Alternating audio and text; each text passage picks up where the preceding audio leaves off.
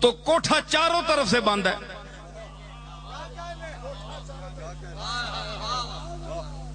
تو اس میں کوئی بات نہیں, آپ کو بھی کوئی اعتراض نہیں ہے. حالانکہ چکر لگایا جاتا ہے تو کعبہ جو ہے وہ اللہ تو نہیں ہے, غیر اللہ ہے.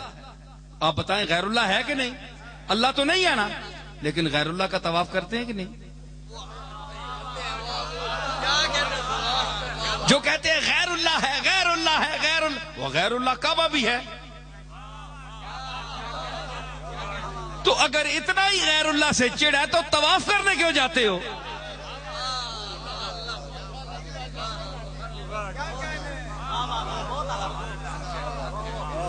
آپ کہیں گے جناب حکم دیا گیا ہے غیر اللہ کا طواف کرو, تو سمجھ آئی کہ جہاں وہ حکم دے دے وہاں طواف کرنا پڑتا ہے, چاہے وہ غیر اللہ ہی ہو.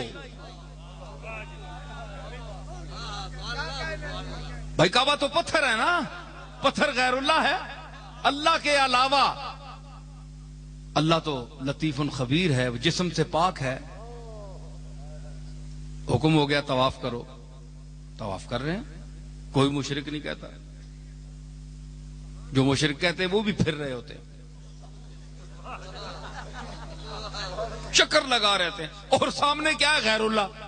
اور طواف کس کا ہے؟ غیر اللہ کا شروع ہے, لگے ہوئے ہیں, رو رہے ہیں, اور طواف غیر اللہ کا ہو رہا ہے. سبحان اللہ, کیا توحید ہے. ہم تو بھائی بڑے سوچ میں پڑ گئے. اس سے تو رابعہ بصری بہتر رہی آپ سے. تو آپ تصوف کی دنیا کے منکر ہیں, نہیں اچھا سمجھتے, مگر آپ کے مقابلے میں ان کی ایک بات آپ کو سناتا ہوں کہ انہوں نے ایک دن اپنے ایک ہاتھ میں پانی اٹھایا,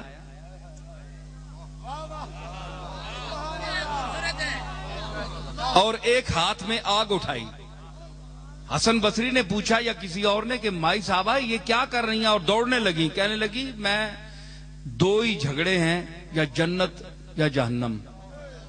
جنت کی دنیا, جنت کی ہوس میں لوگ عبادت کرتے ہیں تو میں اس کو جلاؤں گی, اور دوزخ کے ڈر سے عبادت کرتے ہیں, میں اس کا بھی ستیہ ناش کرتی ہوں, اس کو بھی بجھاتی ہوں, تاکہ صرف مالک کی رضا کے لیے اس کے حکم کے مطابق عبادت کریں. آپ سے تو رابعہ بصری لاکھ درجہ بہتر رہی کہ اس نے کہا کہ ہم تو طالب رضا ہیں, مالک کی رضا کے طالب ہیں, ان چیزوں کو کیا سمجھتے ہیں. اور آپ طواف کرتے ہیں. تو پھر اگر یہاں طواف کرتے ہیں تو میں یہاں سے آپ کو مدینہ شریف لے چلتا ہوں. یہاں تو حکم ہے طواف کا, تو وہاں حاضری کا حکم کہاں ہے؟ وَلَوْ أَنَّهُمْ اِذْ ظَلَمُوا أَنفُسَهُمْ جَاءُوكَ. تو اللہ یہاں فرما دیتا کہ وہ خود مجھ سے مانگیں, معافی مانگیں. جاؤ کا کہنے کی کیا ضرورت تھی؟ جاؤ کا معافی مانگنے بھی آئیں, لیکن تیرے پاس آئیں, تیرے پاس آئیں. فاستغفر اللہ, پھر یہ براہ راست اللہ سے معافی مانگے. واستغفر لهم الرسول, پھر میرا رسول بھی مجھ سے معافی مانگے ان کے لیے. لوجد اللہ تواب الرحیم, تو اپنے مالک کو تواب الرحیم پائے گا, میں بخش دوں گا. جاؤ کا تو ہے نا. آپ اللہ نے یہ تو نہیں فرمایا کہ یہ نہ آئے مدینے, فرمایا آئے مدینے, مدینے آئیں, مدینے آئیں. وہ ان کے لیے ہے جو اس دور میں تھے, اور آج بھی مدینے والا ہم میں موجود ہے. کیوں؟ آپ کہیں جی یہ ماد آپ کا عقیدہ ہے. عقیدہ نہیں ہے, اس کے پیچھے دلیل ہے.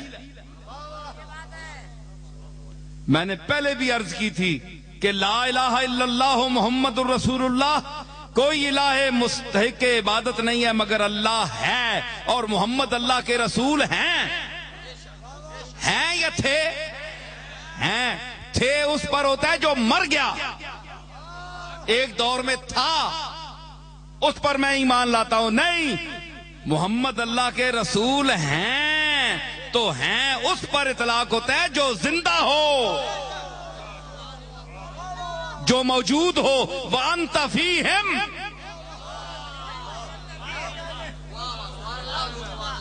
ہمارے آپ کے کرتوت بڑے اچھے ہیں،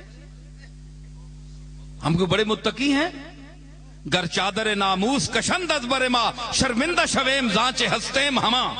اگر وہ عزت کی جو چادر اس نے ستار العیوب نے ہمارے جسموں پر ڈالی ہوئی ہے، اگر وہ کھینچ لے ہم ننگے ہو جائیں اور ہم دیکھ نہ سکیں، آنکھیں نہ ملا سکیں کسی سے، ہمارے وہ اعمال ہیں. اس کے باوجود پہلی قوموں میں کونو قردۃ خاسئین، جاؤ بندر بن جاؤ، خنزیر بن جاؤ، ہے کہ نہیں قرآن میں ذکر؟ تو اس کملی والے کی امت نے کتنی بدکاری کی، کتنی نافرمانی کی، اور آج کس شباب پر نافرمانی کر رہی ہے. کسی کا منہ بگڑا، کوئی بندر بنا، گستاخ مولوی تو بنا، لیکن بندر اللہ نہیں بنایا ہے جی، بندر نہیں بنایا.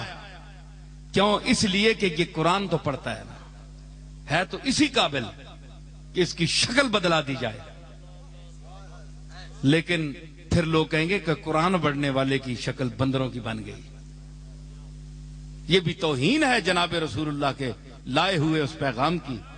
اللہ نے بندروں میں تبدیل کیا، شکل نہیں بگاڑی، ویسے مکروہ چہرے بن گئے.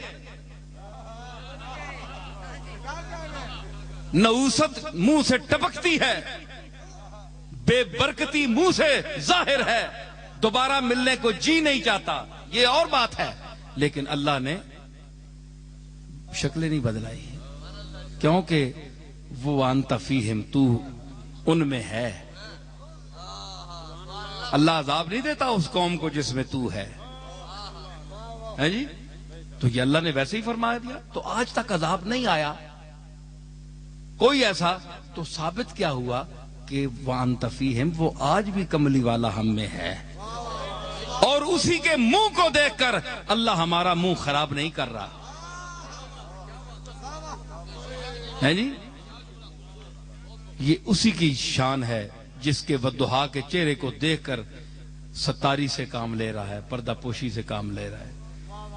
تو حاضرین محفل، میں اجازت چاہوں گا، آپ شاہ صاحب بیان کریں گے. انہوں نے پہلے بولنا تھا، وہ پہلے ہی اٹھ گئے، تو وہ آ رہے ہیں، وضو کرنے گئے ہیں، ابھی آ رہے ہیں اور میں جا رہا ہوں. میں اجازت چاہوں گا، آپ جو حضرات بیٹھ کر سننا چاہیں بے شک بیٹھیں.